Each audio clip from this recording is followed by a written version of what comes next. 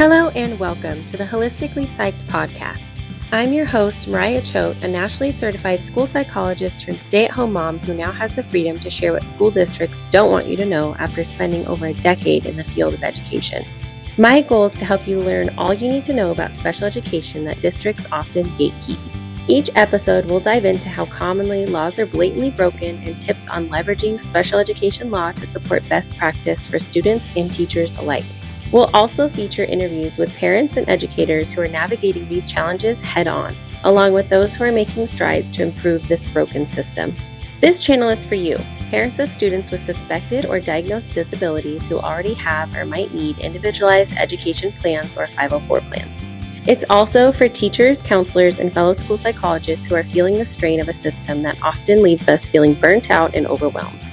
So if you're ready to learn, advocate, and empower yourself, child, or students, you're in the right place. Let's get started. Hello, and welcome back to the Holistically Psyched podcast. I'm your host, Mariah Choate, and today we're exploring a critical topic in education, response to intervention, or RTI, and how schools can ensure it's implemented effectively to support struggling students throughout the SST process. RTI is designed to identify and help students who may be falling behind academically or behaviorally. When it's done well, RTI provides early intervention to prevent bigger challenges down the road. We'll look at how RTI is ideally supposed to work, some common pitfalls of what actually happens in the schools, and then also how special education law has clear guidelines to make sure schools get it right. In order to make RTI work, schools often rely on a student study team or SST process to oversee each step. Think of the SST as a collaborative group that guides and monitors the RTI interventions, collects data, and works directly with teachers, students, and families. The SST includes general education and special education teachers, counselors, school psychologists, parents, and sometimes other specialists like speech and language pathologists. All of these individuals ideally work together to ensure that students get the support they need. So let's dive into how this monitoring works at each tier of RTI when it's managed by the SST. First, we have Tier 1, which is the foundation of RTI and involves the entire class. In Tier 1, teachers use general classroom strategies and core curriculum that have been proven effective for most students. The SST helps teachers collect baseline data on students through universal screenings or assessments, tools that measure every student's progress and flag early signs of struggle. This would be seen as like an iReady data that is taken at the beginning, middle, and end of the school year, for example. The SST then reviews this data at least 3 times a year to help teachers identify students who are performing lower than others their same age and those who would benefit from more targeted support. If a student doesn't seem to be progressing well, the SST can recommend classroom strategies to address specific areas of need, or they can move the student to Tier 2. Typically, an initial SST meeting wouldn't even be called until Tier 2 of intervention unless a parent brings up concerns prior to the data showing that a student might require more assistance. Next up is Tier 2, where the SST becomes more actively involved with individual students. The SST works with the teacher to set up small group interventions tailored to the student's specific needs, whether it's reading comprehension, math, or behavioral support. The SST creates a progress monitoring plan for each student in Tier 2, collecting weekly or bi-weekly data points on their progress. The team holds regular meetings, typically every 6 to 8 weeks, to review this data and discuss any changes that might be needed. The SST uses charts or progress graphs to visualize the student's growth, which helps everyone see if the student is actually responding to the interventions put in place or not. This is when things get tricky, because there is no set plan outlined for parents or teachers for that matter, and everyone is just trying to keep up with their own responsibilities. Next thing you know, week after week after week goes by, and the student is still left with the same issues. What really happens is, instead of meeting every 6 to 8 weeks and monitoring data closely, teachers aren't provided any specifics to track other than grades, and meetings only come after parents see lowering academic grades or heightened behaviors in the classroom. Then this whole RTI approach turns into a reactive approach to get an assessment for an IEP, since nothing's working, even though interventions and progress monitoring isn't done with fidelity. In my experience specifically, this wasn't necessarily just the teacher's fault, even though parents often see it that way. Teachers are not usually given a clear outline of expectations of exactly which behaviors or academic needs to gather data on. They aren't given a plan of which interventions are even best practice or evidence-based. Typically, they just take grades like normal and maybe do a few small group interventions infrequently throughout the week, not necessarily targeting specific skills, because this is not often talked about explicitly in the SST until there is a request for an assessment for an IEP after parents have become sick of waiting for sometimes years at a time. For students who continue to struggle even with Tier 2 support, the SST would move to Tier 3. In this tier, interventions become even more individualized and intensive. The SST works closely with the teacher and sometimes brings in specialists like reading or math interventionists to design a specific plan for the student's unique needs. This includes setting clear goals and timelines, such as improving a reading level or achieving a particular math milestone within a certain number of weeks. Progress monitoring at Tier 3 is often daily or even bi-weekly, and the SST holds regular meetings, even sometimes every 2 weeks or more, to review data in detail.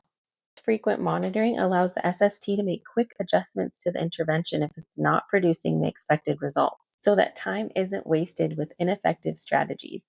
However, often by the time schools get to this point, parents are already upset waiting, so they are usually demanding an assessment. I should also add that if a parent requests in writing an IEP assessment for their child, then the school potentially can refuse that request, but typically won't, especially if they haven't upheld their part of the RTI process.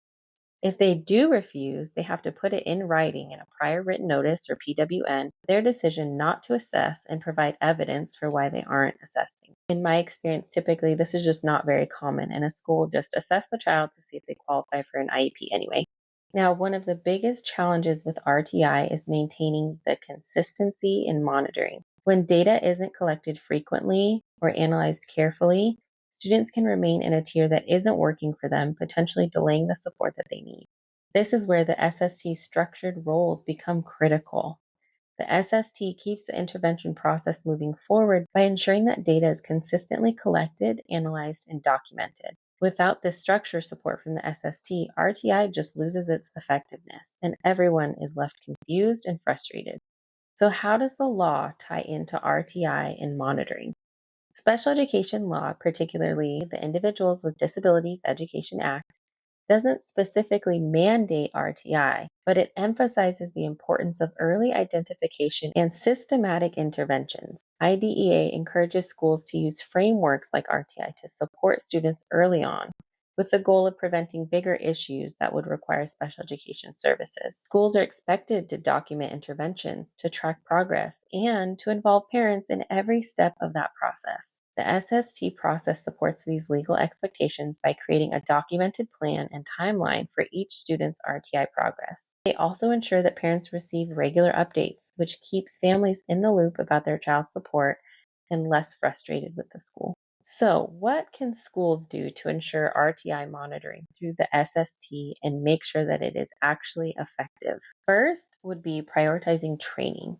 So, everyone on the SST should be well versed in the RTI practices and data tracking tools so that they actually know how to collect data, when to collect it, and make sure they're analyzing data accurately. Secondly, creating a structured schedule for SST meetings to keep interventions on track and ensuring that all team members have a clear timeline for reviewing each student's progress. I can't tell you how many frustrated teachers I've worked with that just keep feeling like the school is the one putting them off every single time when they know a student is struggling every day in their class. By letting parents and teachers and staff know that there is a clear timeline to follow, it keeps everyone in collaboration and away from frustration. Lastly, document everything.